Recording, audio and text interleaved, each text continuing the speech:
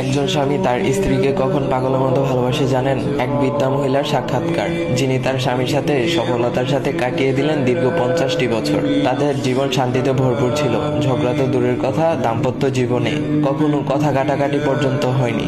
একজন সাংবাদিক এই বৃদ্ধার কাছে তার 50 বছরের স্থায়ী সফলতার রহস্যের ব্যাপারে জানতে চাইলেন। কি ছিল সেই রহস্য? মজার মজার খাবার বানানো, দৈহিক সৌন্দর্য, বেশি সন্তান জন্ম দেওয়া, নাকি অন্য কিছু? বৃদ্ধা তখন বললেন, দাম্পত্য জীবনের সুখ শান্তি প্রথমত হলো আল্লাহর ইচ্ছা, অথবা স্ত্রীর হাতেই। একজন স্ত্রী চাইলে তার ঘরটাকে জান্নাতের টুকরা বানাতে পারেন, আবার চাইলে এটাকে জাহান্নামে পরিণত করতে পারেন। তখন সাংবাদিক বললেন, কিভাবে? অর্থ দিয়ে নাকি? তখন বৃদ্ধা মহিলা বলেন, তা তো হতেই পারে না, কেননা অনেক অর্থশালী মহিলা আছেন যাদের জীবনে দুঃখ দুর্দশার শেষ নেই, যাদের স্বামী তাদের কাছে ভিড়তেই চায় না। তখন সাংবাদিক বললেন, সন্তান জন্ম দেওয়া নাকি?